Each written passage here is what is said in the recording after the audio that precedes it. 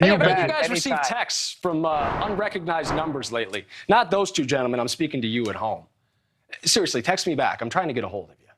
I'm just kidding. The Federal Communication Commission is noticing those texts too, calling it a substantial increase in complaints about scam robot texts. The FCC issued an alert about it, saying the agency is seeing more reports of these scam texts from robocall and robotext blocking services as these phishing attempts become more and more common. 5,700 people, give or take, complained to the FCC about this back in 2019. More than 15,000 did last year, and that's just the ones who actually went through the hassle of filing a complaint. The first 6 months of this year saw 8,500, putting it on track for a record of 17,000 such complaints this year. Alex Hammerstone, white hat hacker and advisory solutions director for TrustedSec, joins us live on the show now. Good evening. Good evening. How's it going? Hey, it goes, man. We're out here living the dream. Let's talk about some scam texts. Who are these scammers after? Who are they targeting? What do they want? So they're targeting everybody, but generally in the end, they're after money. Whether they're going directly for your bank accounts or your credit card data, or they're looking to steal your identity and get information from you in order to end up with your money in the end. And as far as who's doing it, it's really people all over the world.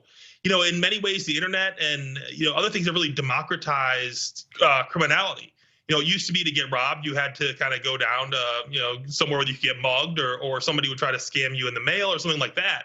But now somebody can separate you from your money, whether they're halfway around the world or really right next door. Wow, I hadn't thought about it like that. It's like a virtual mugging. The world is a smaller place, and that's not always a good thing.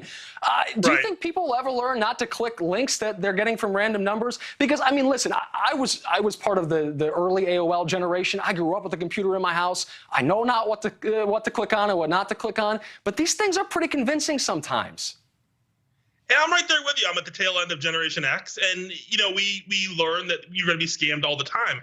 The challenge is, though, people in their everyday life, whether in their personal life conducting commerce or talking to friends or at work, a lot of what we do is clicking on things, right? I mean, we're conditioned to do it, and there are legitimate text messages. I love clicking on stuff. I love it. And what's interesting is, in our day, it was really common to get a lot of spam email. But the email providers have gotten so good at blocking spam that of course, the scammers have kind of followed the trends and moved to texting instead, where it's very difficult to block and it's not being blocked. And there's not a whole lot that's being done to slow these down right now. All right, Alex, we only got about 30 seconds to go, but I do want to know if scammers have my phone number and they can text me and say, hey, man, what's up? Why don't you click this link? What else can they do just with publicly available information on the internet? Well, keep in mind, they might not have your phone number. They can just use software to dial every single possible number combination.